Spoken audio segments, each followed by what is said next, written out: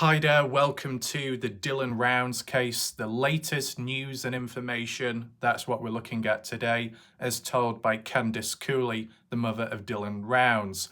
Dylan Rounds, the one who was murdered in 2022 by the hands of James Brenner in Lucin, Utah, 28th of May.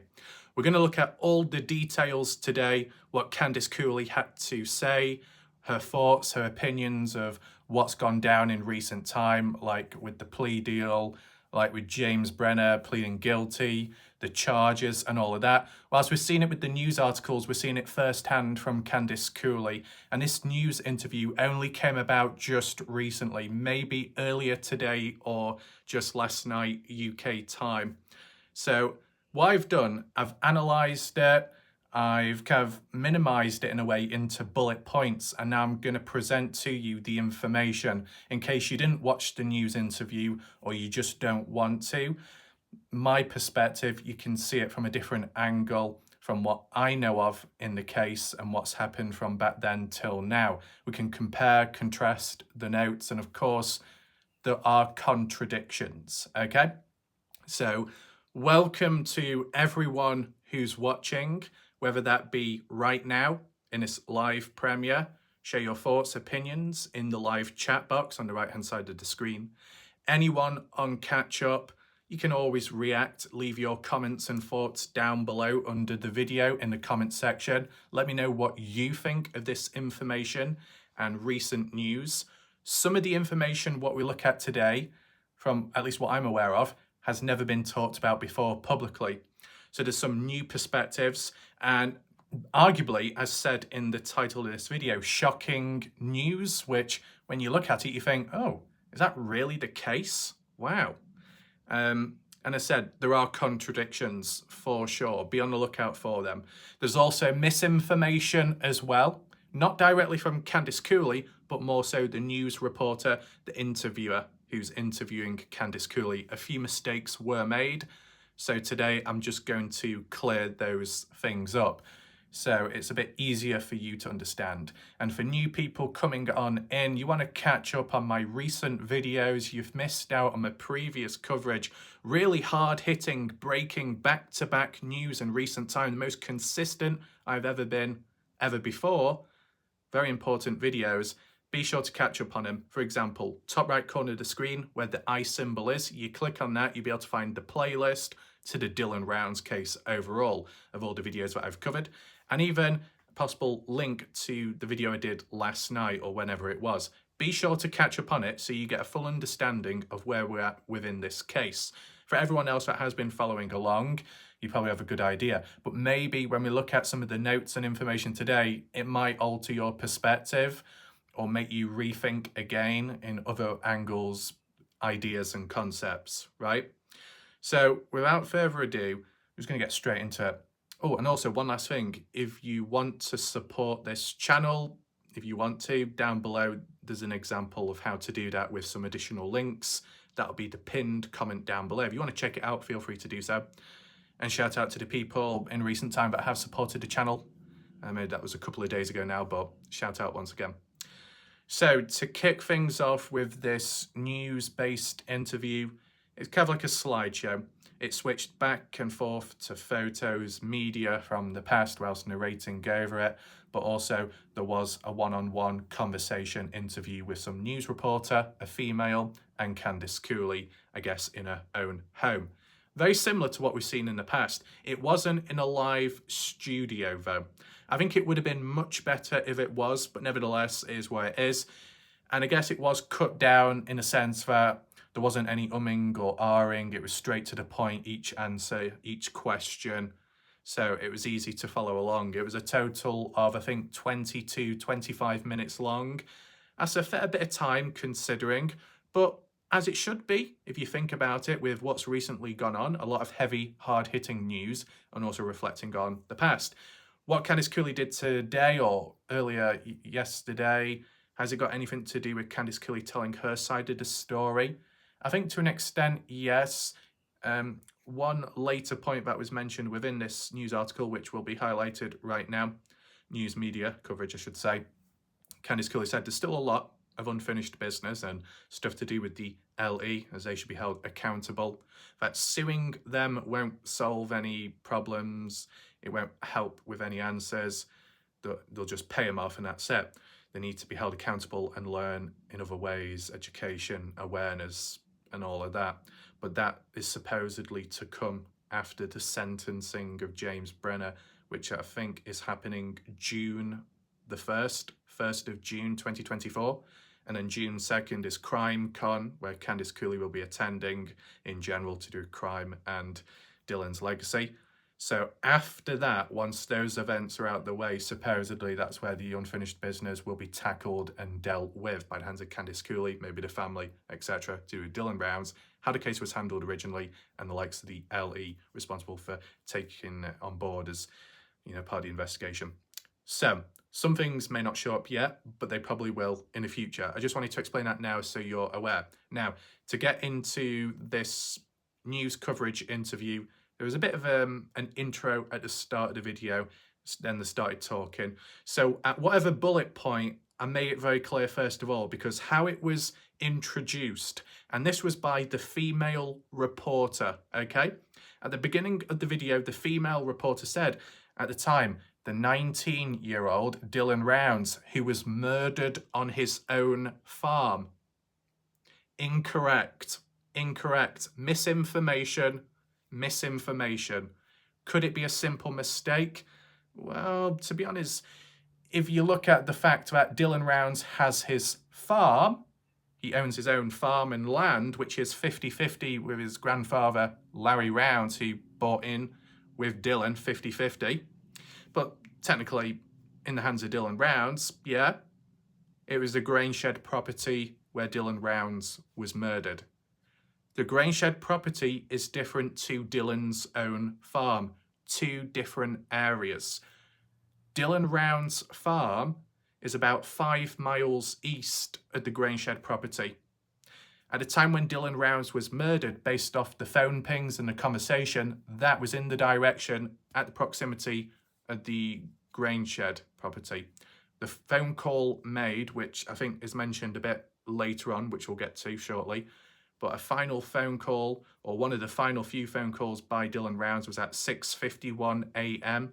in the morning time of the 28th of May 2022 at the gate of the grain shed property when approaching, calling the grandmother to say what he was going to do for the day. And then at 7:03 a.m, Dylan Rounds' phone pinging at the grain shed property. He got down there successfully. And then after that, Dylan Rounds murdered.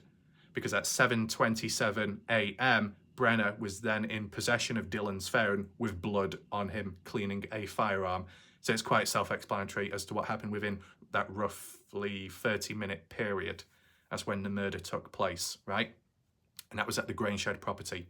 Brenner doesn't own the grain shed property, neither does Dylan Rounds. But Dylan Rounds does have some form of permission to be able to park his grain truck in the grain shed. And why would he do that? To protect his seed, which was in the grain truck at the time, as rain was coming in, and supposedly, as said by some campers, hikers in the area near Little or Pigeon Mountains, they experienced rainfall early on in the morning. The grain truck had a sheath cover over it, but there was a few holes within it, and obviously if it got too saturated, seeps through, if there's any condensation, wetness, dampness, it'll ruin the seed. That's not a good thing. So Dylan Rounds obviously had to protect it, and that's what he's done in the past as well. There's some arguments that the grain truck didn't quite fit into the grain shed, but for most part of it, it did fit in, and it should have fit in, and as well, it was at the time when fast forward on to June 2nd, spring cleaning, when Brenner got into it and drove it out, clearly it fitted in for it to be in there in the first place by the hands of Dylan, supposedly on the 28th. So just to reiterate, that female reporter that said the 19-year-old at the time, Dylan Rounds, was murdered on his own farm, that's misinformation. That's a mistake made. Dylan Rounds was murdered at the grain shed property, a location he does not own, 5 miles away from his land, which he does own. Two separate places, okay? So that was immediate. As soon as the video started playing, roughly, wasn't a good start. When I heard that, I thought, oh no, are we going to be in for a bit of a bumpy ride? And we kind of were early on. You'll see the pattern shortly. The next thing that was mentioned, Candice Cooley. Most of what I've written down will either be word for word or roughly what she said. Okay? Candice Cooley then went on to say, how did we miss him? So close. Now, I believe that's mentioned later on in the interview. It must have been some kind of intro summary at the start where they play a few clips, a few scenes of the person talking just to set the scene, to say what's coming up and what to expect. So that was mentioned later. And if you don't know what that's to do with, it's to do with the burial. That's very interesting now. Now, the next point that was mentioned by the female reporter, roughly quoted as the story of Rounds, last seen on the 28th, 2022 of May. In a way, speaking, that's incorrect by what the female reporter said, because if this is setting the scene and telling the story of what happened to Dylan Rounds at the time and how it came about, the news and the posters, the database, the NAMUS report, Dylan Rounds was last seen by others, excluding Brenner, the killer, the 26th, the 27th of May, a day before the death of Dylan Rounds. That's when Dylan Rounds was last seen, the 27th of May, 2022, in the morning time at Montello, Nevada, across the border from losing Utah west. Dylan Rounds was down there talking with a person called Kurt Wadsworth and the daughter Taylina, and that Dylan Rounds had to fetch pieces or help people out throughout the day, farming related tools, equipment, whatever. Okay? Dylan Rounds only had very little time to do his own farming related stuff, planting seed, later on at night on the 27th, when he finally made it back to his farm. It was roughly 11:30 p.m. to 11:45, as described by the witnesses, the campers, people hiking out there at the time, camping in a tent near or at Little Pigeon or Pigeon Mountain, which is south of Dylan Rounds' farm, and you could easily overlook it. And at that timestamp, at that time, later on at night, tractor lights on, work being done on the farm. Obviously, Dylan Rounds getting on with his own farm work with the little time he had, in a bit of a rush as well. Make use of the seeding, plant it, and then the remainder in the grain trucks for that to be parked, stored, protected the following day because of the rain. So that all makes sense there. But in terms of how the female reporter worded it, that Dylan Rounds was last seen on the 28th, no, if we're talking about it from the beginning story of how it unfolded and how it came out publicly, Dylan Rounds was last seen on the 27th. Then Dylan Rounds was last heard of on the 28th because of that phone call being made. You can argue and say that, well, at the end of the day, Dylan Rounds was last seen on the 28th by Brenner, but it was never worded like that in the past, nor was it publicly. So as part of the story, the original story and the timeline, it doesn't quite sit there. But you can argue and say, well, technically, Brenner was the last person to see Dylan. But if you're talking about witnesses, not the actual killer suspect, witnesses, strangers, it was a day before, or those that know Dylan, friends with Dylan, right? So a little bit of poor wording there.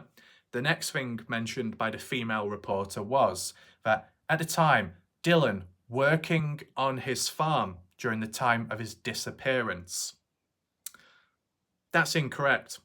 It ties in line with Dylan Rounds, how it was worded at the start of this video, being murdered on his own farm. That's incorrect. That's misinformation, just like how Dylan was working on his farm as to when he disappeared. That's all wrong. But, you know, if you're going to get the first bit wrong, the second part does tie in line with the first point made, but both are incorrect, okay? Dylan Rounds on the 28th of May 2022 wasn't doing any farming on the day of his disappearance. He wasn't doing any farming. Could you argue and say he was doing farm-related work? Kind of. Dylan Rounds was parking the grain truck in the grain shed to protect his seed. And then after that, he was supposed to leave the area and visit either grandparents or his parents, etc., like how he's done in the past. Because as what was said by Candice Cooley, When it rains within the area and when the weather isn't too good, there's not much Dylan Rounds can do with his own farm. So you might as well leave the area and move about, either do custom farm work elsewhere in between to pass time to get money, or visit family, friends, etc., like how it was done in the past. So Dylan Rounds murdered at the Grainshed property. Dylan Rounds technically last seen at the Grainshed property by the hands of the killer. Dylan Rounds, at the time of his disappearance, on land which he didn't own, the Grainshed property, 5 miles away from his actual farm. And when Dylan Rounds was last doing farm work, it was the night before he was murdered, going into the night of Friday, the 27th of May, as I said earlier on, with the tractor lights being on.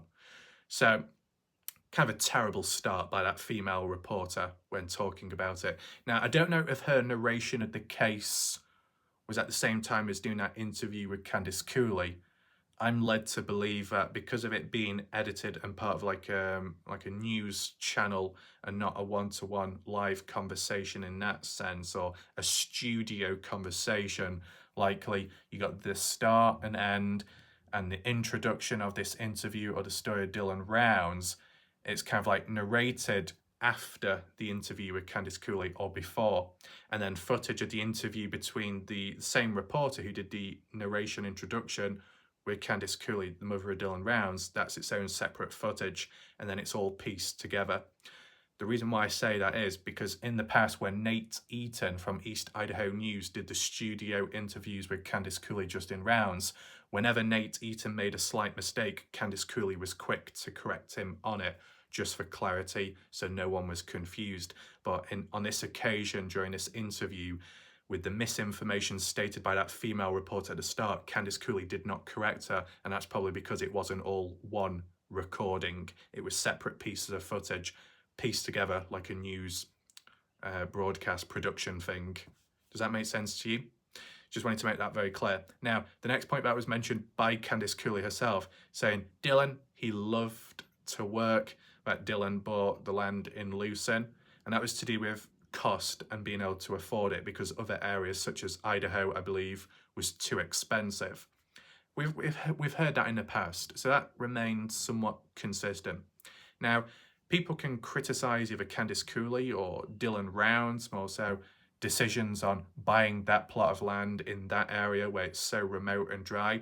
First and foremost, if Dylan Rounds is passionate about farming, and he's got a very rough understanding of the area of Lucin, Utah, the history behind it, and that it's been desolate and abandoned ever since when it comes to the farming and agriculture.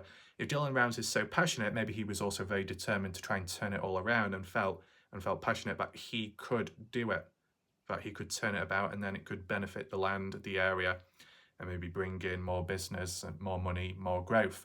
There's nothing wrong with having an idea like that. Maybe that was Dylan Rounds' dream in general, and he felt extra motivated and determined that because of the harsh environment and the struggles faced, it would be a good challenge for him, but he knew he was capable to the task, and that's what he set out to do. And of course, the other side factor being the cost, because if it does cost a lot and you've only got so much money at a time, then you might have to restrict what you do, either delay it and do it for the future, or find alternative ways, cheaper locations.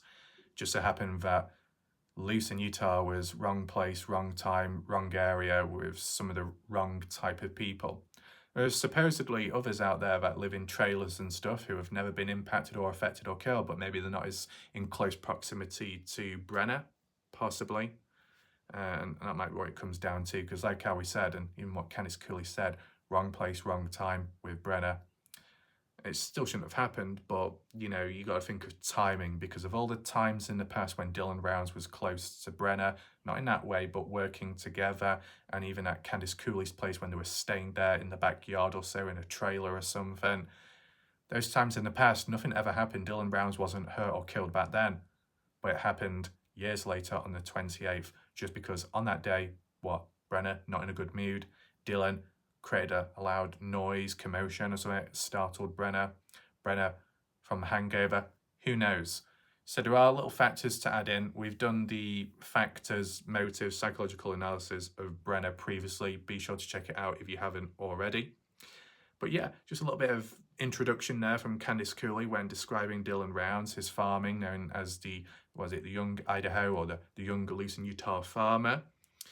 The next point that was mentioned, I believe in quotes, saying Dylan Rounds called Karen Rounds, the grandmother, to discuss some farming plans, but never called back. That was by the female news reporter. It was mainly correct that what she said, right? That was just giving the introduction as to when someone last heard from Dylan Rounds, which is correct on the 28th, when Dylan Rounds called his grandmother Karen Rounds at around 6:51 a.m. at the gate of the grain shed property, basically saying, park the grain truck in the grain shed, and supposedly did. Said he was going to call back afterwards to give an update, never did. A little bit of concern from the grandmother Karen Rounds as to why the silence. The following day, 29th, Karen Rounds contacts Don Hatley, a fellow former worker of Dylan Rounds and a friend of Brenner, of all people, who also lived in Lucerne, Utah. Karen Rounds asked for Don Hatley to search around to see what was up, where was Dylan. And supposedly Brenner had to help as well and tag along with Don. Whether that truly happened or not, it remains questionable. And then obviously no sighting. Then comes the 30th, when the family, friends, all are in agreement, consensus that no one has heard from Dylan, so something must be wrong. So the family go on down to visit the area, and on the way, Candice Cooley reports Dylan Rounds as missing. And like how it might be mentioned later on in this news interview, Candice Cooley mentioned how at the very start, early on, the LE authorities didn't take it too serious and reassured Candice Cooley that, oh, Dylan probably just went out partying with friends, hanging out temporarily, he'll be back the next day or whenever. Obviously never happened.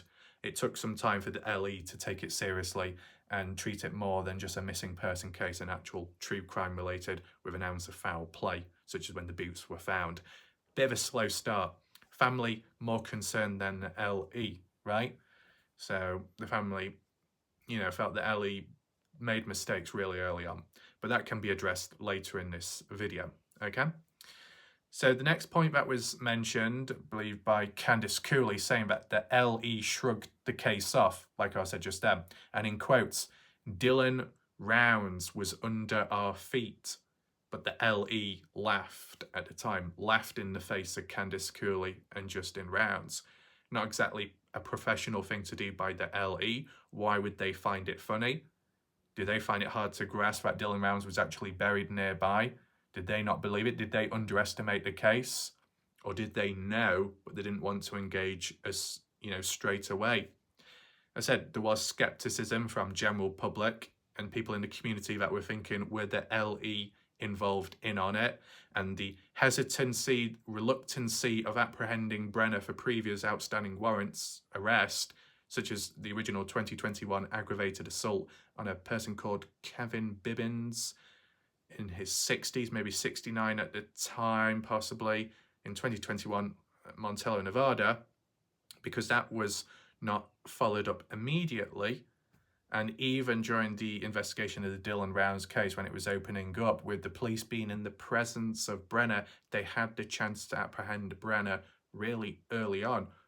Would it have prevented Dylan Rounds' death? Not if it was after Dylan's death, but it could have prevented the likes of the spring cleaning on June 2nd, when Brenner went into the grain shed, which was supposedly a crime scene, and may have started, taking things away, bagging things up, and disposing of them elsewhere.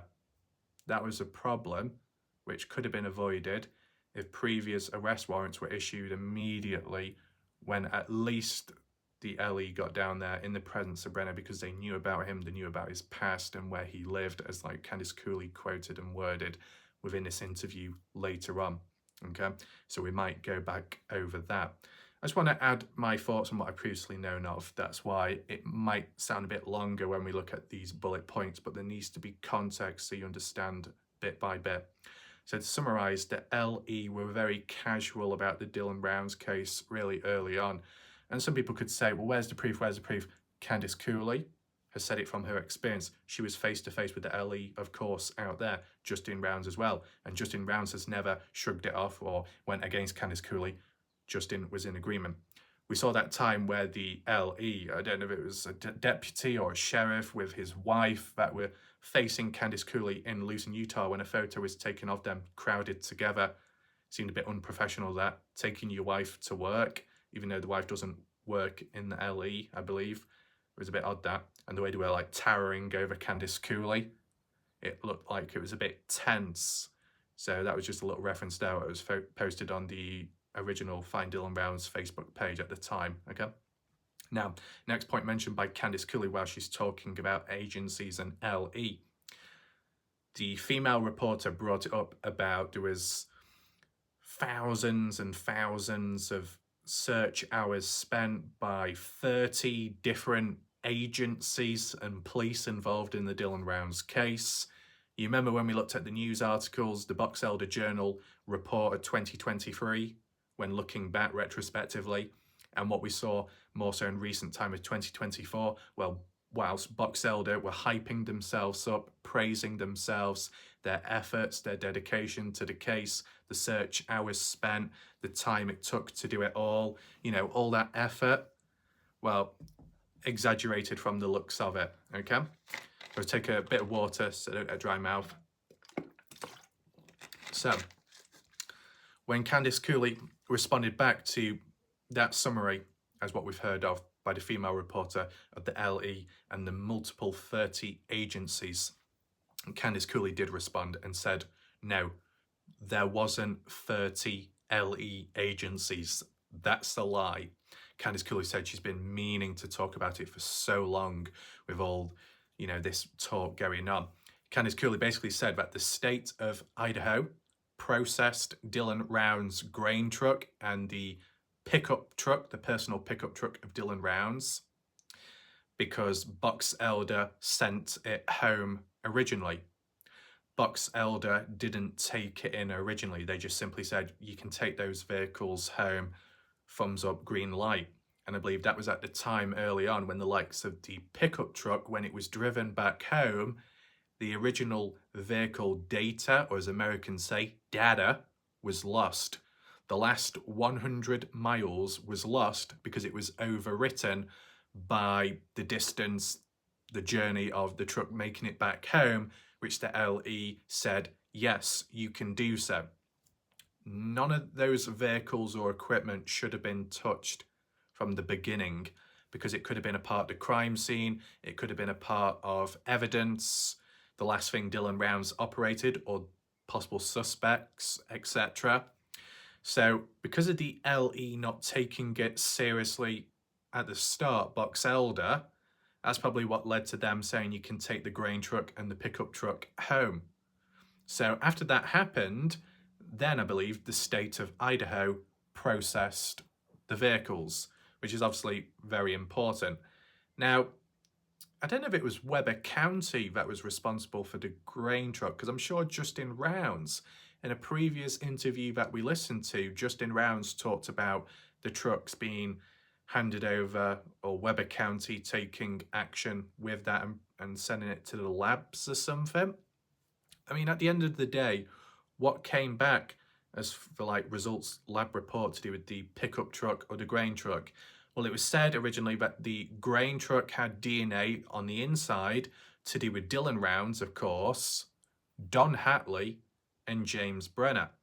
Now, take in mind, before the grain truck was returned home, before it was processed, you had June 2nd when Brenner got into the grain truck to reverse it or drive it out, so then he could go about the shed to pack things up and dispose of them elsewhere at a different time.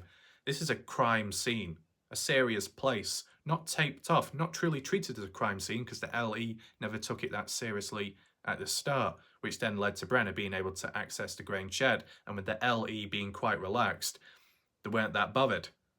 I think the detective or sheriff asked him, what are you doing? And he said, spring cleaning, and it was allowed, just like that, which is detrimental to the case and possible additional evidence which was lost along the way.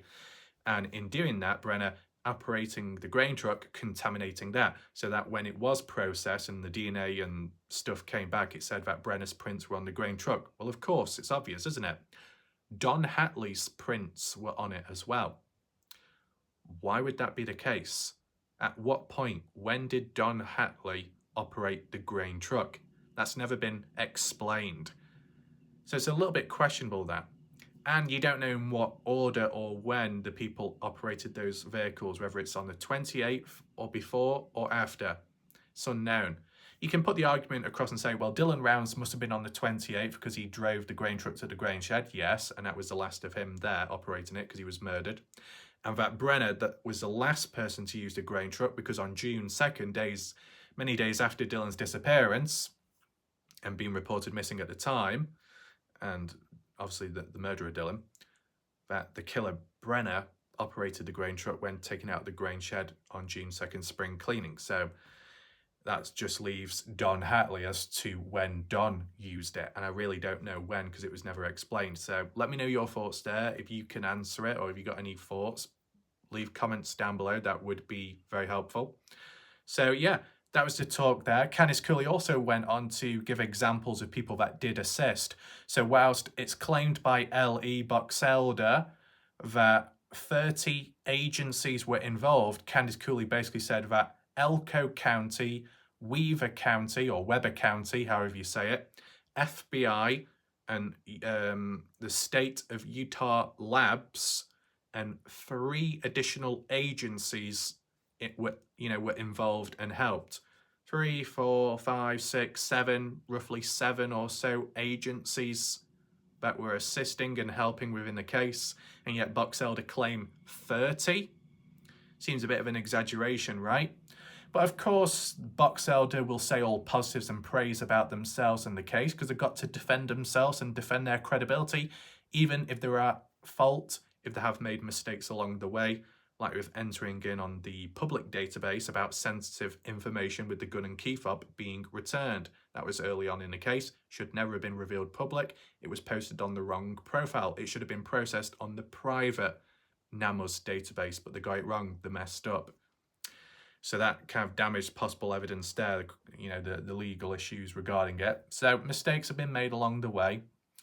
And ever since, Boxelder have been trying to, regroup themselves and hype up what they've done and all the good things. And obviously, when Dylan Round's body was found, that was, a form of a positive breaking news, and Boxelder wanted to jump in on that and congratulate themselves, basically, even though they weren't the be-all and end-all of it all. So that's why Candice Cooley was a bit annoyed by that, and it's understandable. Next thing that was mentioned by Candice Cooley was there is so much to do after the sentencing. L.E.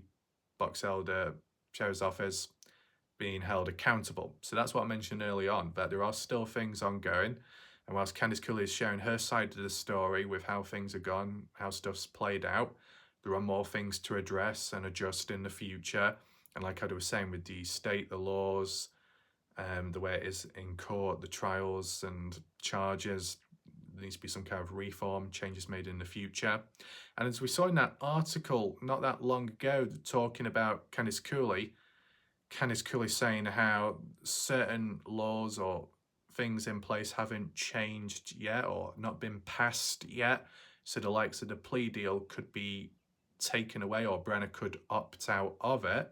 So whilst Brenner won't really benefit from it in that way, but the family still obviously get the closure of bringing Dylan Rounds home, what it means is the key evidence of Dylan Rounds' body being found and retrieved, and obviously Brenner being responsible for that, is actually taken off the table as well, because Brenner has opted out of the plea deal, and that supposedly could still happen.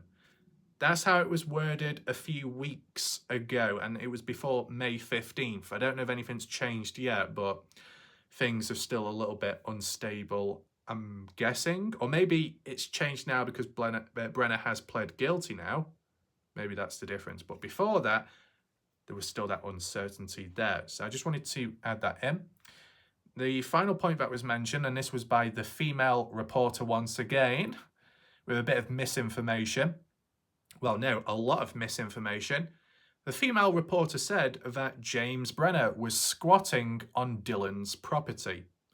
Well, obviously, that's incorrect, because where Brenner was supposedly squatting at was the grain shed property, 5 miles west of Dylan's farm. Now, Dylan Rounds wasn't living at his farm. He was there temporarily on and off when he had farm work to do.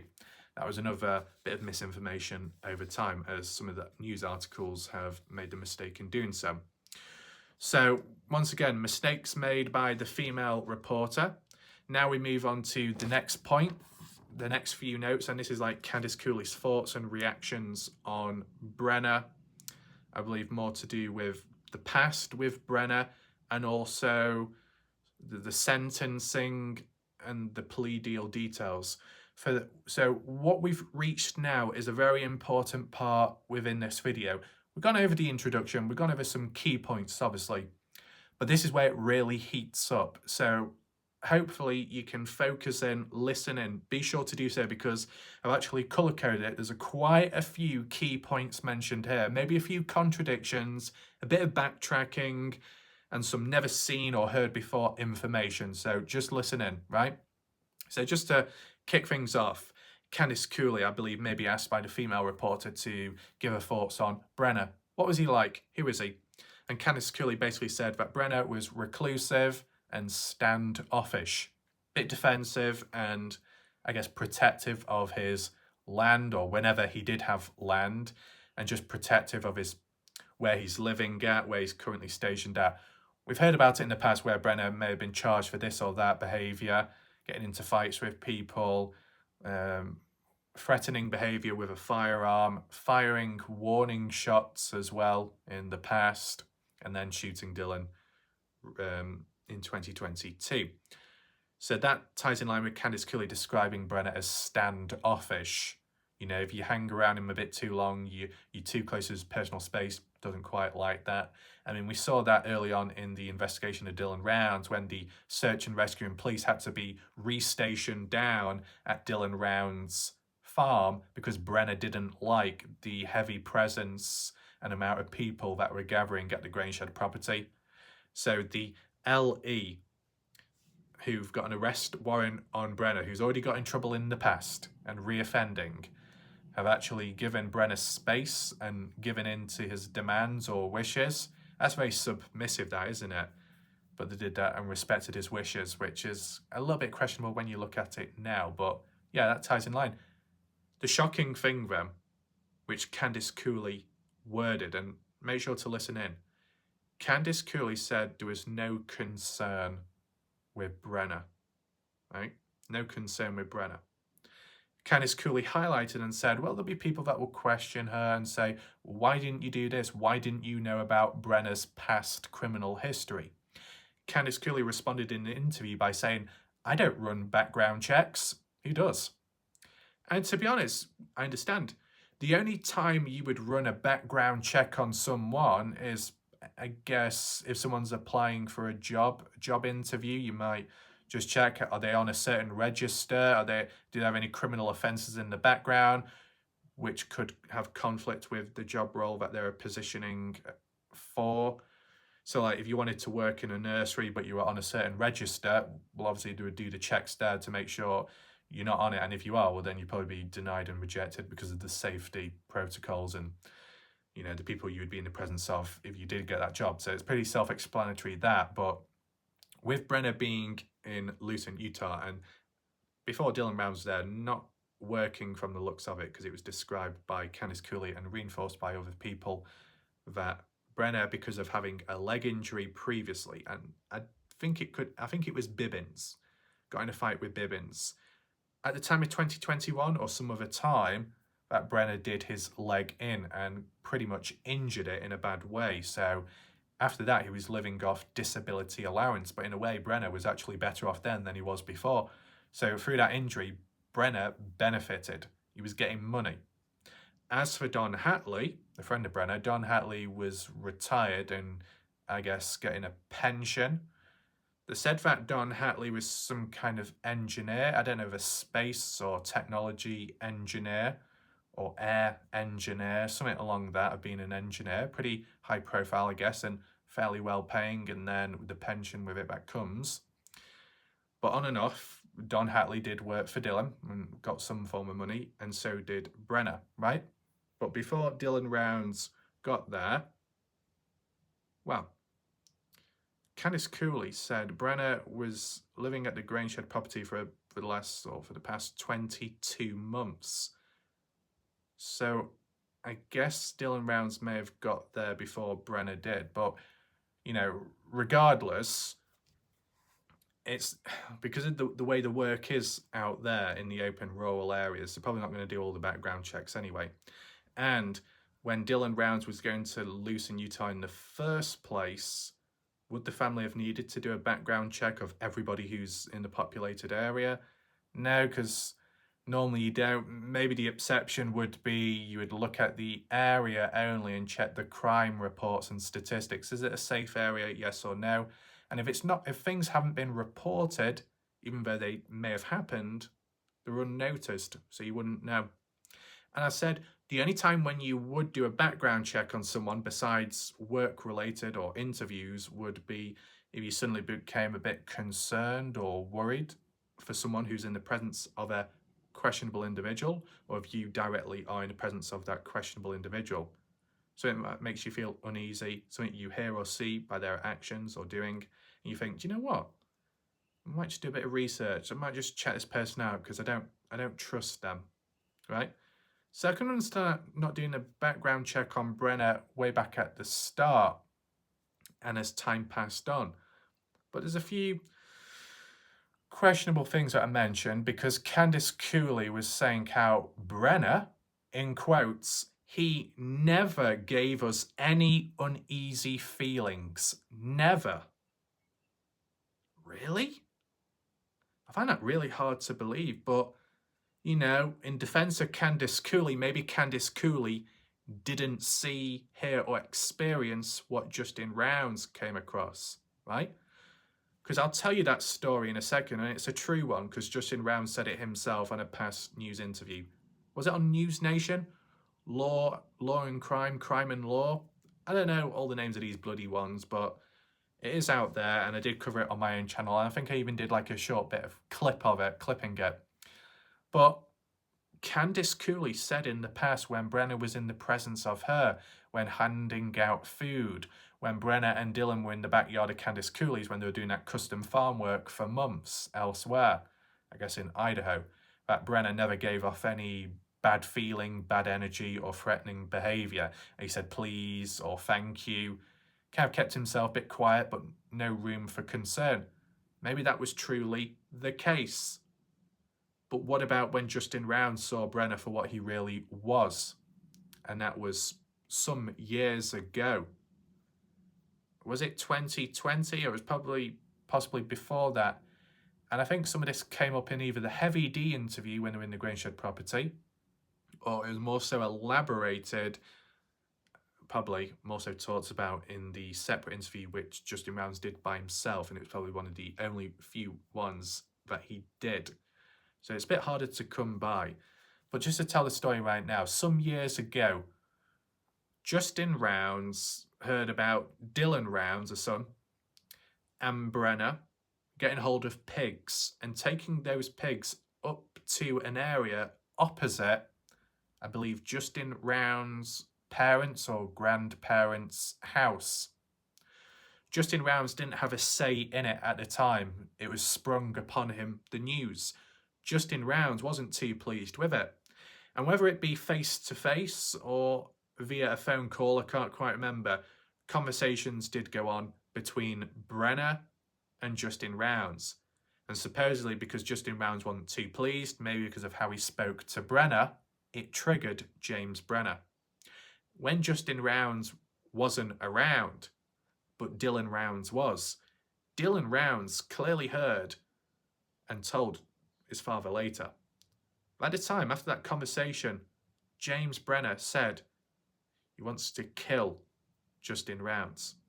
That Brenner wanted to kill Dylan Rounds' father way back then. It never happened, but it's a death threat, and a serious one to say the least. Dylan Rounds was in the presence of Brenner when he said that. Dylan Rounds called or texted Justin Rounds about it and told him. Now, I don't know how Justin Rounds felt at the time because it wasn't really explained, but Dylan Rounds played it off and said, don't worry, he's just an arse, or as they say, an ass. You know, probably doesn't mean it. But, you know, with Dylan Rounds' age, a little bit vulnerable and naive, probably wouldn't take it too serious. But Justin Rounds, on the other hand, I'm sure Justin may have had threats in the past with other people and would take it very serious. Larry Rounds, the grandfather of Dylan Rounds, came on in, stepped in to calm things down and actually went to confront Brenner about it. Now, yeah, things were calmed down and it was okay. But the fact that James Brenner got triggered over what Justin Rounds had to say because he just didn't like the way he was spoken to. So just because you don't like the way he's spoken to, then you decide that you want to kill them. That's a bit excessive. That's a bit extreme. Serious death threats as well. And Dylan Rounds hears that. Dylan Rounds is in the presence of someone who wants to kill his father. And then fast forward years later, Dylan Rounds ends up being the one who's killed instead. You know, it's not like a long-term grudge that, but can you see how extreme red flags so early on, years before Dylan Rounds' death? And Justin Rounds was in the firing line. Not literally, but you get the idea. For Candice Cooley in this recent news interview to say that Brenner was no concern and that he never gave us an uneasy feeling. Now, what does Candice Cooley mean by us? Us as a family, as a unit, as parents of Dylan Rounds? Because if that's truly mentioned, surely in the past, whether it be Larry Rounds or Justin Rounds, would have communicated with Candice Cooley about those death threats issued for the concern of your son. Oh, because of those death threats, okay, they're aimed at me, but I can handle myself. But what about my son? What about Dylan Rounds? Do I want him in the presence of Brenner, who's a negative, bad influence and a possible danger and threat? Could that next death threat be aimed not at me, but at my own son, Dylan? You know, in the eyes of Justin Rounds. And whilst it was resolved back then, I think it should have been taken more serious as a red flag.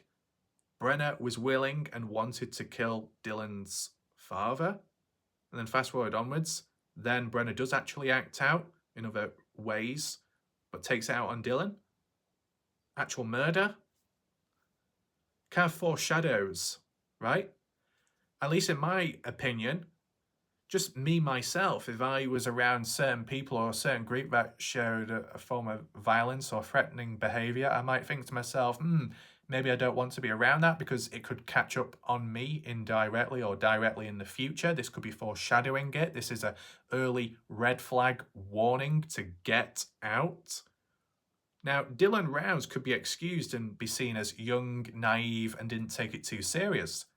But as the parents, especially if Candice Cooley was informed, we don't know. So, got to show that level of understanding there. But I'm just surprised more wasn't done to say, you know, Dylan, maybe you need to get out of there. Maybe you need to move away because this person's giving death threats. That's not a good look. Maybe you could get harmed by that individual or dragged into bad stuff. And in a way, that did happen. But obviously, back then, Candice Cooley, Justin Rounds, already divorced. It happened way back in the past. Was it 2003, 2005 when Justin Rounds, Candice Cooley split ways, divorced, so living separately in different areas. So not as a complete unit, nuclear, is that what you call it, family? So because of living separately, less communication between the two. And with that lacking of communication, there might be a chance that at the time when Justin Rounds received the death threat by Brenner, Justin may have not contacted Candice Cooley about it. And that's why Candice Cooley was in the dark about it. Was Candice Cooley ever informed about it though? Because at least from what I can remember, when it was talked about publicly by Justin, it's when Justin was by himself. Why didn't Justin Rounds bring it up at the time or once again later when Candice Cooley was in the same room? Is it because Candice Cooley would lose her mind and get angry? It's never been highlighted or acknowledged by Candice Cooley about knowing about it. So it does make me think that maybe she doesn't know, or she didn't know at the time. And that's why when she did see Brenner in the presence of Dylan, all close together in the same area, living close by, there was no issues then, but there definitely was before or later. Okay? So that's why we've got to understand it from different perspectives. Some people may know at the time and others don't, but all should have been informed by what Brenner was doing. Threatening behaviour. It's not a good look, especially when your son may be around that type of influence, which is quite negative. So let me know your thoughts in the chat. Are you shocked that Candice Cooley had no concern with Brenner and that Brenner showed no signs or issues in the past? Because when you look at Brenner's criminal history and everything he's done, he's reoffended, he's got aggressive, he's been a bit possessive, he's been very protective. Did none of that show or leak when in the presence of Candice Cooley? Maybe not. But because of how Candice Cooley can talk at times, and like how the LE have spun it and felt personally attacked, verbally assaulted by Candice Cooley, as even the general public seem to agree with at times, not me, but what other people say. If Candice Cooley can talk a lot, but if some people interpret it as an attitude when it may not be, I'm surprised there was never a misunderstanding with Brenner then. That everyone got on all fine and happy back then.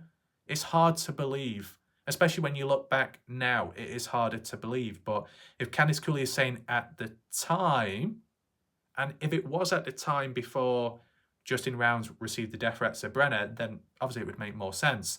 So there are levels to this as to what happened first, right?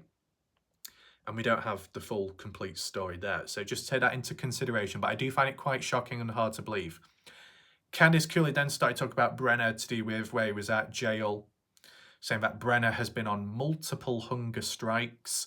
Now, to be fair, heard about it in the past. He was on a hunger strike, 30 days, but multiple. That's the first time I've heard of that. Is that the first time you've heard of that? Let me know in the chat. And what would it be over? Right? What would it be over? I mean, when we've seen Brenner in court and his appearances, he still looks a bit fat. Just being realistic, he still looks a bit fat. Lost weight, was that for a better diet? Cutting down, no longer having alcohol, possibly. Could it also be down to hunger strikes, fasting, just not eating? For whatever reason, protesting more so. That comes into play as well. Candice Cooley said how Brenner comes across and portrays himself as a weak, feeble human, maybe grasping at sympathy from others, but also that when you're in some kind of county jail or wherever you're held at by authorities, it can do you over with time and take a toll on you, how you look, your appearance, and even your mindset. To an extent, that makes sense, because when you look at some mugshots of people who have just gone on in or been apprehended by police, mugshots been taken, and then a later mugshot has been taken whilst they've been serving time in jail, prison, whatever, you see the change of how they look. Not always, but some do drastically. Some may suddenly get tattoos, cuts on the faces, they look a bit withdrawn, the hair looks messy, they don't have the same facial expressions, they look drained. So if that's what happened to Brenner, maybe, with the hunger strikes as well, that wouldn't have done him any good at all. But I wonder what the hunger strikes were for, and what did Brenner get out of that? A form of stubborn behaviour? Did he truly benefit? Did anyone give in to him? We don't know. As for Brenner appearing in court 15th of May, and in the past as well, in 2023, limping about, whether that be his leg injury from the past and him being chained up whilst walking in, restricting movement possibly. It could be a mixture of a bit of both. Candice Cooley believed it was more done as a sympathy act, so people would feel sorry for him and there would be leniency. Obviously, that didn't seem to happen in the end, but, you know, that's just to add in. Candice Cooley also mentioned that there was no reason, no motive behind the killing of Dylan Rounds. It was just a snap moment. Contradiction. Do you know when I said about there was going to be contradictions and backtracking and key points? This is one of them, just like some of the others. Candice Cooley said there was no reason, no motive given by James Brenner or highlighted or confirmed. Yeah, it wasn't that long ago in that Sun article that did an interview with Candice Cooley, and there was footage as well. And if that's not good enough for some people, Candice Cooley had a previous interview in which she said that when it comes to Brenner, the whole reason why Brenner killed Dylan Rounds was just because Dylan wanted to park the grain truck in the grain shed. As bad as a motive and as weak as a reason that may be, no excuses for killing someone under that reason, it just shouldn't happen. Candice Cooley clearly worded it as they were informed that the reason why Brenner killed Dylan was because Dylan was parking the grain truck in the grain shed on that day. Days or week later, now Candice Cooley is saying there's no reason and there's no motive. But she just said that there was a motive. But now there isn't. There was, but now there isn't. That's a contradiction. Though, the exception is Candice Cooley did say it was just a snap moment that Brenner lost it and got angry. Yes, but what's the reasoning behind Brenner snapping? What's the reasoning behind Brenner getting angry? It was what Candice Cooley said. That Brenner got mad because Dylan wanted to park the grain truck in the grain shed on that day, and it triggered him. Not the best reason, but a reason was given and explained to the family. And yet now it's not even being acknowledged. I don't get that. A little bit odd. Maybe it was a little mistake made, but it was quite an important one. Candice Cooley then went on to say that besides the snapping, it was a wrong place and a wrong time. And I don't know where it's mentioned. I think it might be later on about being in the wrong place at the wrong time. The talk about it could have been prevented, the death of Dylan.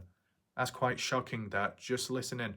Also, the burial. Shocking responses there from Candice Cooley as well. Don't go anywhere. There's still a lot more to come, okay? So, yeah, that was talked about. There is a bit of a reason. There is a bit of a motive. Not a good enough one by the eyes of Brenner, but as we've seen, Brenner can get triggered easily and overreact over the smallest of things, even when he's just spoken to in a way he doesn't like to be spoken to by the likes of Justin Rounds in the past, which led to a death threat given, right? So on the day of Dylan Rounds' death, whether it be directly to do with the grain truck in the grain shed, or maybe at the same time Dylan's attitude and response to Brenner saying, yeah, but I've got to, or it's important, and Brenner didn't like it, well, but then Brenner snaps. Just like that same, well, similar result as a work dispute argument leading to a shooting. Brenner shooting another worker on site in Maryland, way back in the past before the 2000s. History repeated itself again. Could it have been prevented in between? Supposedly. We'll get to that later. So, with that being said, Candice Cooley then went on, another key point mentioned, that there was an original plea deal, right? Some of these plea deals we have never heard of before, and it's quite interesting, but as for when it started, could be quite shocking to you and eye-opening. So just listen on in. One of the first points mentioned by Candice Cooley regarding an original plea deal. This is all to do with Brenner revealing the location of where Dylan Rounds' body was buried at. That condition never changed, but what was given in exchange for that information varied with time, and Candice Cooley wasn't too pleased with it. So the original plea deal, Candice Cooley mentioned that James Brenner wanted manslaughter, self-defense. That's what Brenner wanted. Brenner, at the time, was willing to reveal the location of where he buried Dylan Rounds' body, let's put it that way, as long as the charges of aggravated first-degree murder was taken off the table and instead replaced with manslaughter self-defense, in a way that it paints the picture that Dylan Rounds was the threat, the bad guy, and that whilst Brenner did kill Dylan, it was in self-defense because Dylan Rounds was attempting to hurt, harm, or kill Brenner. And yet at the end of the day, it was never like that. But Brenner was wanting that offer in order for him to reveal the location of where Dylan Rounds' body was at. You could say that's appalling, you could say that's disgusting, you could say it's shocking, that whatever. I think it's a bit ridiculous, to be honest, how, okay, you see Brenner, you see how he's behaved and acted and how he's been in the past and the evidence against him. And Brenner's like, it was only self-defense. You know, I shot him twice in the head, but, you know, it was self-defense. That's what I want. That's what I want the charges to be, and not actual murder. That's what Brenner wanted. He didn't get it, right? That was one. Candice Cooley mentioned there was another offer in which revealed the location of where Dylan's buried at, and it be reduced the charge of Brenner from aggravated murder to attempted murder. Right? So you can see the order, how it's followed. The first one just completely remove oneself and show innocence, that Brenner's innocent, even though it's not the case. That didn't work. It was denied, it was turned down. Family weren't, appreciative of it. Then the next offer, slightly better. Oh, we'll reduce it down to attempted murder. Attempted, but Dylan did die. There wasn't an attempt. It did actually lead to murder, right? So it just seems a bit silly that, but that's just how the plea deals work, I guess, such as in the US. Obviously, that was turned down as well. Candice Cooley then went on to say that going through the plea deals, they started last year. The plea deals started in 2023.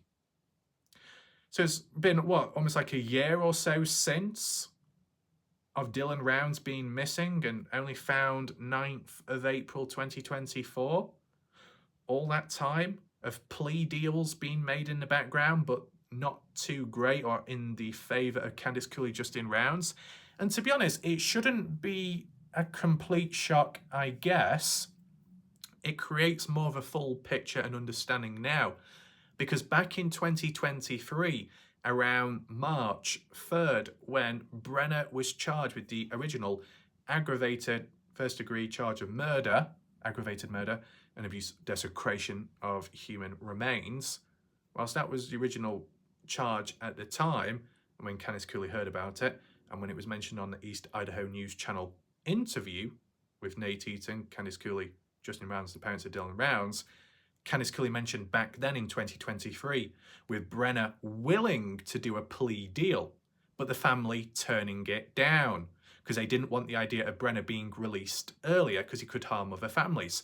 Now, a lot of people were saying how, right, well, why wasn't that plea deal made back then so then they could find their son sooner? Why did they drag it out? Why did they make it harder on themselves? Well, it's clearly obvious because when you look at the details now, that one of the original plea deals, if it was to be accepted at the time, it would have led to Brenner's charges being dropped and reduced to manslaughter self-defense, which would have made Brenner look innocent or more innocent. And that would mean no justice for Dylan or the family. At the time, we didn't know all these details within the plea deal. It's only been mentioned now. So because we didn't have the full story, and we were only informed that there was a plea deal in which it could have led to Dylan being found earlier and the family turning it down, it seemed, hard to understand back then. And we didn't know the full story. So we were like only reacting with what the information we had at the time. Now, because it's created a full picture, it's a lot more understandable. But if you're not going to be given the plea deal details back then how people react to it isn't going to be the same reaction as it is now. So let's at least acknowledge that, because I know there's a range of people that were very passionate about how they couldn't grasp or comprehend how the family could turn down a plea deal with it meaning Dylan's body, Dylan, the son, being found earlier. Why would they go against that? It makes no sense. Well, it does make sense now, because all the passionate people, if they wanted the family to accept that plea deal back then, it would have led to Brenner being charged with self-defense and not actual murder. What a slap in the face that would have been to the family and, of course, Dylan Rounds. That's bad. It's not quite to the same extent, and it might not be a good example, but just to hammer it home so more people may be able to relate, it's almost as bad as a victim getting raped by someone, and then because of some kind of plea deal in revealing other information, the charge of rape is completely dropped and nothing ever happened, and never mind. And then how does that victim feel, or how do the families feel? Something very bad happened to them or to someone they know, and now, because of a plea deal, it's been dropped or it's been reduced, minimalised. Never mind, let's move on. Damage is done. A void has been created, which may never be filled. The only possible way to get a slight positive outcome would be for the charges, the true charges, to remain. And in the Dylan Rounds case, much later on when the plea deals was made and the details were acknowledged and approved of by the family, in the end, even though the family said they felt backed into a corner, as Candice Cooley has said several times now, the charges were still dropped, reduced in a way. Not great, is it? But in terms of the plea deal details, what do we know of in recent time? Well, with the plea deal being accepted, and on the 9th of April, Brenner leading authorities to where he buried Dylan Rounds at, and closure there for the family, within the plea deal details, it basically meant Brenner reveals the location, and in return, basically, his aggravated first-degree murder would be reduced to second-degree murder. Not as serious, which is disappointing. And on top, an unrelated gun charge, I think it was federal or something, would be dropped as well, even though it's not a part of the case. Bit odd. And on top of that, the actual desecration charges of Brenner for him being responsible for burying Dylan Rounds, that was completely dropped as well. So, not a great outcome, is it? Ridiculous. And because it being reduced from first degree to second degree, from aggravated to just second degree murder, it means the sentencing differs. What it is now is 1 to 15 years maximum time spent served in prison for murder. If it remained as aggravated murder, it would have been 25 years minimum, I believe. So there's a vast difference there. So it wasn't a great outcome, and it was a slap in the face to the family, and of course more so Dylan Rounds. Yet, if that plea deal was accepted earlier on, back in 2023, it would have been not murder and just self-defense. That's even worse. That makes Brenner look innocent, and if future people came across the case and heard about Brenner, they'd probably say, oh, he's just innocent. Look at Dylan Rounds, an evil individual harming an old, defenceless man. What a poor victim he is. That sounds very familiar. Bob Farrell, in a way. But you get what I'm saying, right? How it was accepted back then, and the family just gave in to like how all the general public were like pushing along. There would have been less justice for Dylan Rounds. So that's quite shocking that Brenner wanted manslaughter, self-defense way back at the start. And that even if that was turned down, in the same year, if the next offer was accepted by the family, it being reduced to attempted murder, they're making it seem like Dylan Rounds was never killed, even though he obviously was. So it just diminishes the impact Brenner has had on the family, Dylan Rounds, of course, and the case in general, by toning it down as part of a plea deal. And obviously, you give and take, you give something, you get something in return, but still it can be seen as disrespectful to the victim or the victim's family. So I can understand the reluctancy in accepting a plea deal. Whereas back then, the family's, as some people would say, excuse, the family's explanation simply was they didn't want Brenner to be released earlier. And to be honest, with those charges, manslaughter, self-defense, or even attempted murder, those type of charges would probably equate to less time served in prison compared to now. So it would mean Brenner, not only would he be released earlier, not only could he cause more harm and damage to other families and victims out there, possibly, as a walking threat to society, on top of all that, the original charges in the Dylan Rounds case would have been reduced so much that it made Dylan Rounds look like the murderer and Brenner the innocent victim. It can't be like that, so obviously the deals weren't acknowledged, approved of. So this is very eye-opening as for information. Never heard or seen it ever before as for the original plea details. As for it dating back to 2023, yeah, I can understand that because that's when it was first brought up by the family in the East Idaho News Channel interview. We just didn't know the actual details as to why they turned the offer down, right? So that's been said. What else was mentioned? Then Candice Cooley, in relation to the plea details of what's happened in recent time, which have been approved on accepted, Candice Cooley basically said that James Brenner will basically serve more time for his unrelated gun charges than the actual murder of Dylan Rounds. And to be honest, Killing someone, that charge is more important, more severe, more serious and important than some gun charges. I know some people could say, well, there's an overlap, isn't there? Because Brenner killed Dylan with a gun.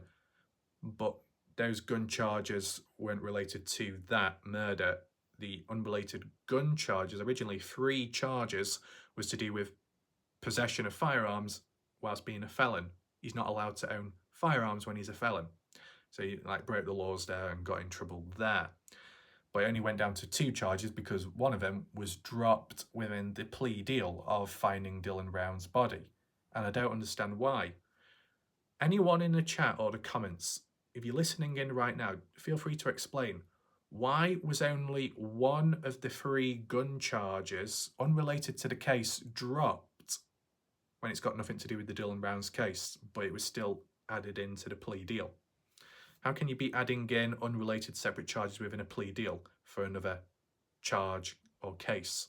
Is that normal? I don't know personally. So that was talked about Candice Cooley. We saw that in the news article in recent time as well, so that's consistent there. Next point mentioned by Candice Cooley, that Brenner up for parole.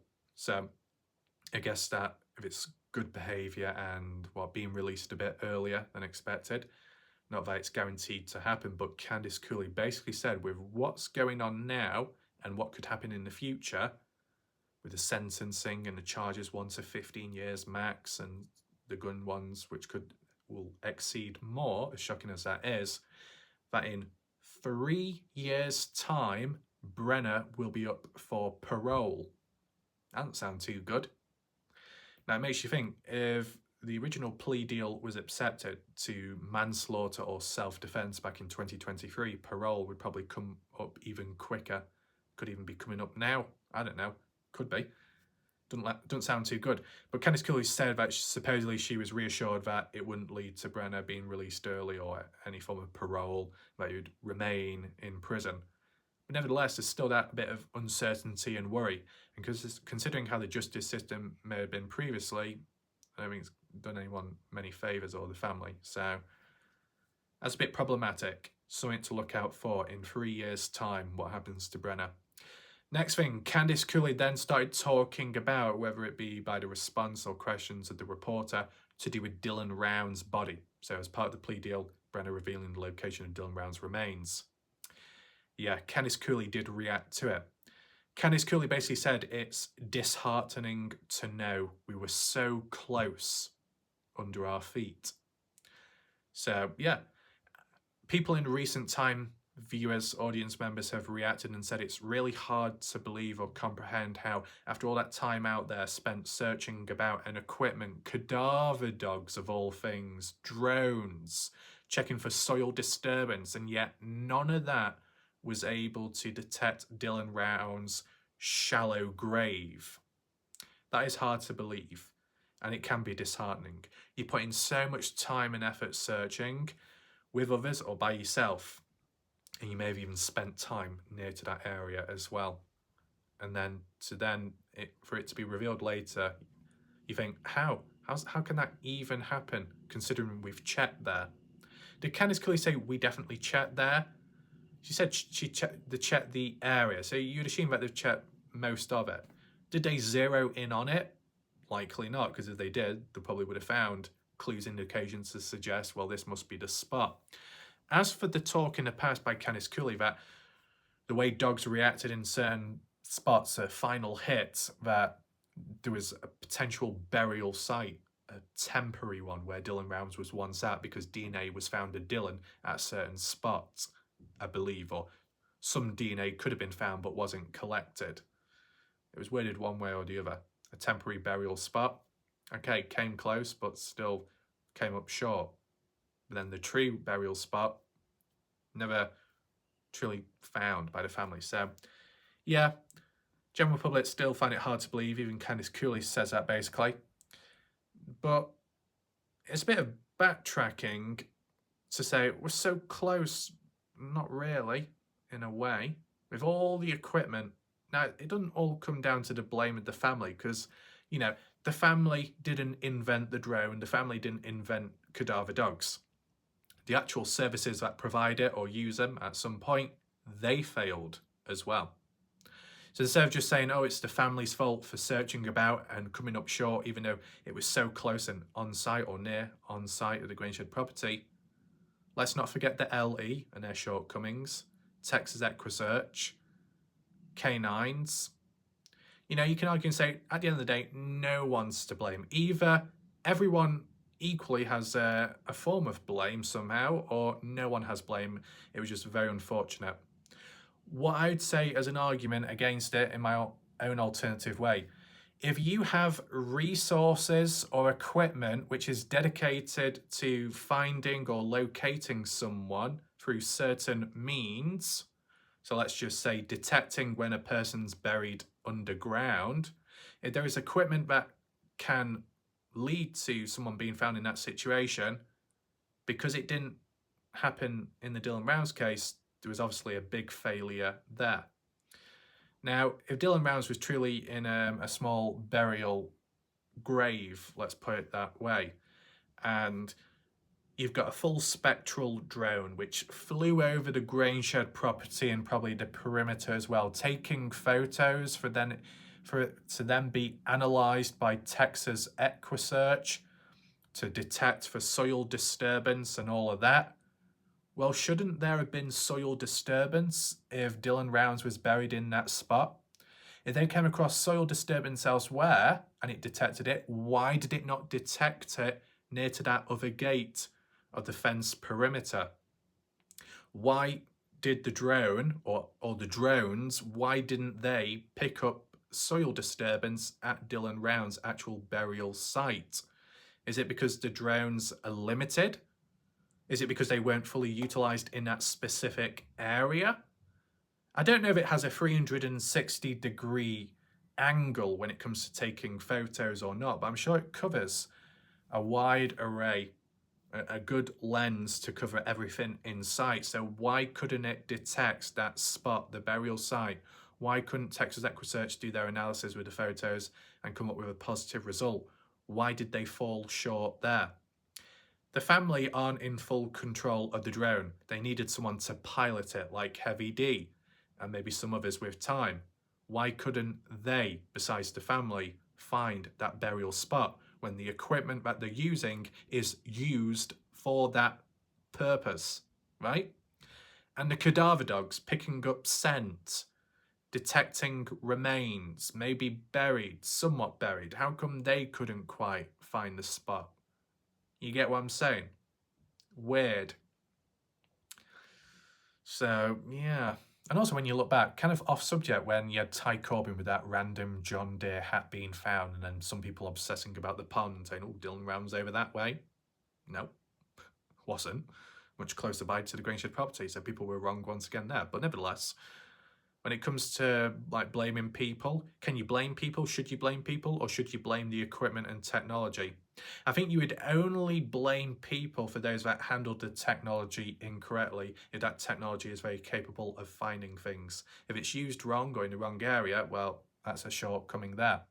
If the technology is faulty or limited, or it's been overhyped as to what it can actually do, well, there's a problem there. But a shallow grave, you've got a drone which can check for soil disturbance, so why wasn't that grave burial found? Then you've got a shallow grave and possibly cadaver dogs capable of sniffing out the scent of Dylan. Why did that not happen? Is it because the scent wore off because the dogs weren't used immediately? I want to know your thoughts. If the Bloodhound unit was used from the start, despite the LE not doing it because of rainfall, and the chances of a successful outcome dropping to 20%, surely a 20% chance is better then than it is now, which could have dropped even more. If the Bloodhound unit was used way back at the beginning, would the dogs have picked up the scent of Dylan Rounds and that burial spot? Yes or no? Or maybe? Let me know your thoughts. I'll probably do it as a poll. I'll probably do it on my channel community page. It's best advised for you to head on over there to pick up on it, okay? Part of me's thinking, do I need to do shorter videos or shorts when highlighting some of these key points, because there's a lot of important information here. Might consider it. I guess we'll see how things go. Now, what was the next thing to be brought up? Yeah, so besides saying it was disheartening to know he was so close to us, Dylan, at the time in location, Candice Cooley then went to say, we would have found Dylan this summer. Earlier on in the interview, Candice Cooley said, well, regardless of how things played out, with the plea deal and knowing the location, we would have found Dylan Rounds in the summer any time. But then when Candice Cooley worded it again later, she didn't word it like that. She just basically said, interpreting it as, if there was no plea deal and no location revealed, Candice Cooley said, we would have found Dylan this summer because we had planned searches in certain areas. It might have taken time, but we would have found Dylan. Really? If they've checked the Grainshed property many times, double checked, triple checked, whatever, and just the outer perimeter as well where the burial site was, would they honestly have found Dylan? I don't think so. If the drones, which their purpose is for soil disturbance, failed on the family, and if the dogs failed on the family, how could it get any better? Unless you just start digging up the ground all over the place, every square inch of Lucerne, Utah, to then get lucky and find Dylan. Yeah, it's hard to believe. You see, it sounds like a bit of backtracking to say how, we've searched, we've tried, we came short, we kind of failed, but we're not going to fully admit that. Instead, we're going to backtrack and say, well, you know what, we would have found Dylan anyway, regardless. Now, I don't think the family are to blame for that shortcoming. I would say it's just disappointing how the resources that were at hand and available, their purposes were not fulfilled when they should have been. That's questionable. Unless the coordination of how they were used and where they were placed, utilised. If they weren't ever used in that particular area, well then obviously they fell short. Poor planning, should have done everywhere or done it in the future. And I said that there was a chance that if you do get people searching about and maybe with equipment in a particular area and have checked it so many times, but there might be just a little area which has been missed. But because they feel like they've checked everything in the area, there's no point checking against it and move away. And that one small spot, needle in the haystack, missed out on, and they would never know because they think they've checked it, so there would be no need to go back. Yeah, that's quite deep, that what could have happened here, possibly. Let me know your thoughts. Next few points that were mentioned by Candice Cooley, talking about evidence, that if there was no plea deal, if Dylan Round's body wasn't found, that most of the evidence, like the time-lapse footage and some of the bits and bobs, Dylan's boots, the prints of it, would have been thrown out if it went to trial without a body. Interesting, because Candice Cooley in the past, and I believe, was it Cade Palmer or someone part of Box Elder, said that back then in 2021 or 22, not 2021, forget that, 2022 or 2023, Cade Palmer in a newspaper article mentioned how we're quite confident with the evidence that we have. It's quite strong. It's more than enough to pin the blame on Brenner. Well, to say he is obviously responsible and guilty. And yet Candice Cooley now is saying how that evidence back then wouldn't have been enough and it would have been thrown out probably. So it's probably a good thing that Dylan Round's body was found eventually. Well, still uncertainty. Candice Cooley went on to say that Dylan Round's murder was preventable. Once again, this is where it's interesting because of different reasons, so make sure you're listening in. The reporter said about how with the 2021 aggravated assault on Kevin Bibbins, even though that name wasn't mentioned, but that was the victim at the time in 21, Montello, Nevada, James Brenner attacked him and beat him with a lawn chair. There was an arrest warrant pending for some time. The excuse by the LE was the virus, lockdown and whatnot. They couldn't go out there. Probably a bit of an excuse. If you're out in the open and there's less people and even wearing a mask, that should be more than enough to prevent any issues with a virus spreading. In a populated area, maybe there's some exceptions, but you get the idea. Pending arrest, that what the reporter was getting at regarding that pending arrest warrant and what Candice Cooley was agreeing to basically was, as soon as the police came on down, Or no, it couldn't have been. Forget that. No. But before Dylan Round's death then. Before Dylan Round's death, if the police got on top of things sooner and got on with that arrest warrant, even if it was in 2022, a year later, but before May, before the 20th, the 28th of May, as long as it happened before that, and then Brenner was taken in, arrested, whatnot, and served time, then obviously Dylan Rounds wouldn't have been killed on the 28th because Brenner wouldn't have been there on site. And Candice Cooley basically said if that happened, absolutely it would have been prevented, Dylan's death. 100% preventable. Box Elder are responsible for Dylan's death. Might be a bit sharp to say that. What I would say, being sharply realistic, what would have happened if Brenner was taken in by police following that pending arrest warrant of the 2021 aggravated assault? If it was followed up in 2022 of May, days before Dylan's death. Well, if Brenner was taken in and served some time, however long that may be, yes, Dylan Rounds would have survived on the 28th and would have been alive till this day for as long as Brenner stayed in prison, in jail for. Because I feel very confident, not in a positive way, but just confident in a realistic way, that as soon as Brenner was released from serving time inside, as soon as Brenner made it back to Lucin, Utah, on living at the Grainshed property, and whilst Dylan Rounds is coming and going from there and continuing with his farm work, at a later point, Dylan Rounds may have done something which triggered Brenner, or said something that triggered Brenner, or Brenner just snapping for no reason and taking it out on Dylan and killing him. At the end of the day, if Box Elder apprehended Brenner before Dylan's death, it would have prevented Dylan Rounds' death on the 28th, but it wouldn't have guaranteed pure immunity for the rest of Dylan Rounds' life. For as long as Dylan Rounds spent in Lucin, Utah, if Dylan Rounds wasn't killed on the 28th of May, he most definitely would have been killed regardless at a later point in life, for as long as you spend around Brenner. Brenner reoffends. Brenner gets triggered. Brenner snaps and takes it out on someone. Maybe it didn't lead to deaths in the past, but it was getting closer to that possibility, and at any point could happen, the chances. For as long as a person reoffends, the chances of the next person being harmed, it doesn't go down because the person's still reoffending. Do the chances go up? Not quite.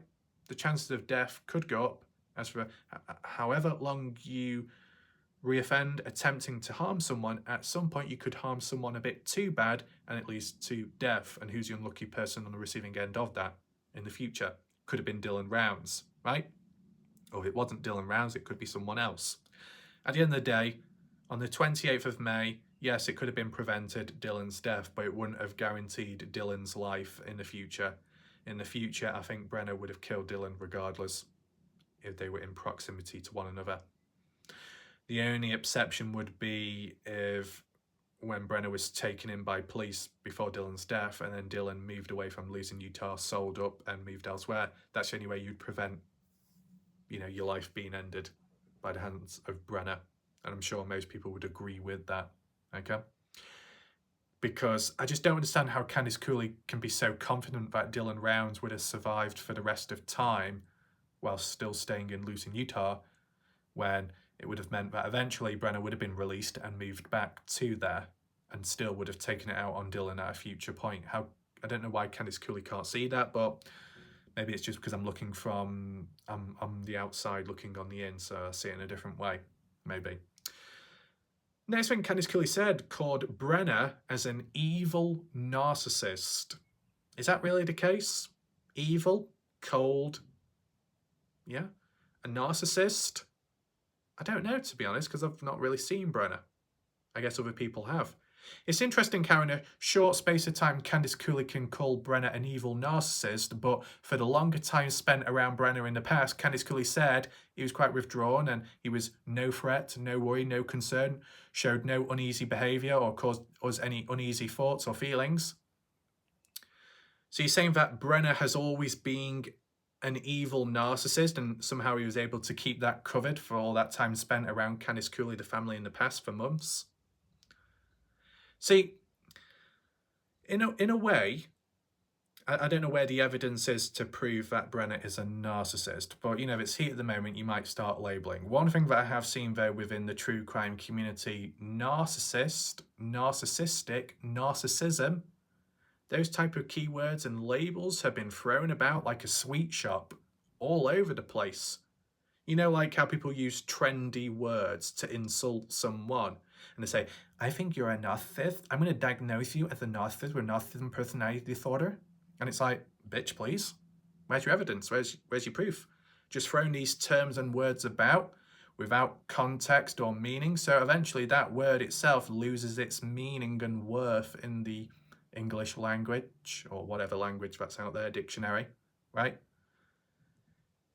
What's like another example where someone may call someone an incel instead of a misogynist, or a misogynist instead of an insult. It just gets thrown about all over the place. And there's many other insults and keywords and lines and labels, but they can be used wrong by people, not within the correct context. There might be a similar word or description, a slight crossover, but it has other meanings. I've not seen Brenner firsthand, so I wouldn't know if he's a narcissist or not. But any of you, let me know what you think about it. Do you think Brenner is a narcissist or not? Candice Cooley did mention that the possibilities of, I can't remember how it was worded or the title of it, where the victim's parents, the victim's families or friends get to reach out to the killer, share their side of the story of how they feel, what that killer has done to the family, the damage that's been caused, the pain, the suffering. And it's a way of the killer seeing the damage that's been caused by them and maybe forgiving, the family forgiving, or the killer, the one responsible, apologizing, something like that, where the family give their statement of how they think and feel and the damage that's been caused by the hands of the killer, and the killer has to sit there and listen to it. Candice Cooley basically said that if that did happen, it wouldn't be a good idea here, because it's as if Brenner would probably get off from it and probably enjoy it. If Brenner got to hear the pain and suffering that the family was induced to because of the hands of Brenner, that Brenner would probably enjoy that, knowing that he's caused pain and suffering. He would like that, and he would like to see people break down in front of him, tears and crying. So that's why Candice Cooley isn't willing to do that type of stuff, and I'm sure others wouldn't. Maybe Justin Rounds may want to, but not to say how much pain, but to give him peace of his own mind or so, to call him out and have a go, like how Justin did with Don Hatley. But maybe by now Justin Rounds has realised that it's just not worth it. So that was mentioned. And then the final point that was mentioned was when talking about Missing in America Network, the K9 units, Dylan Rounds' legacy, stuff like that, the networks back there. Within the last 3 months, 2 people have been found, missing individuals, successfully, and the K9 task force unit that was responsible within the Dylan Rounds case and received donations too, was successful in finding remains of other people and bringing closure to other families out there with other cases. That was basically it for the interview. 25 minutes long, but how it was all put into that short interview is interesting. But the context behind some of those points, very eye-opening. I do advise you to rewind back if you did join this live premiere late. I honestly think that one can't put it into words as to summarise this video, this latest news on the case and the latest interview by Candice Cooley, because so many important points mentioned. I truly hope more people see this video, really. I'm fully aware there are true crime channels out there which come up with such vague titles but get so much attention and people listen on in. And yet, if I did that, and believe me, I've experimented, doesn't work for me. I have to use very specific titles. That works more, but not as great as the success of other channels. And take in mind, the importance of this is to create clarity, to clear up misinformation, as we saw earlier on in this video, and the true impact and the eye-opening information that's been revealed recently. More people need to know about it because not everyone knows the full context of this story, but we are ticking the grey boxes off as we go along. So the more people that hear about this and the information and stuff, the better the awareness and understanding in general. So less confusion with the masses. We've seen the damage that's been caused by rogue individuals out there and audiences further away. try and cleanse that and clean it up. So if you have joined late, rewind back to the beginning. You don't want to miss anything within this video. And everyone watching, even if you don't normally, it would be helpful if you like and of course share this video where it says down below. See the thumbs up button and the share button. Click on those buttons, and whether it be people you know that are involved in the Dylan Rounds case, who are interested in it, or just simply interested in true crime and stuff like that, feel free to share this video with them, people you know and whatnot, so that more people learn about it, because this is kind of groundbreaking, eye-opening and shocking at the same time, whether that be in favour of the family or against, or the situation with Brenner with the justice system. There's many different perspectives here and a lot of information mentioned. If I had to say what was the one thing that stood out the most to me, off the top of my head, I would probably say the original plea deal. The details behind it, which we never knew of back then, it makes more sense as to why it was rejected in the past by the family. But as I said, there was some contradictions made and some backtracking as well, if you was to point it towards the family, or at least Candice Cooley's response.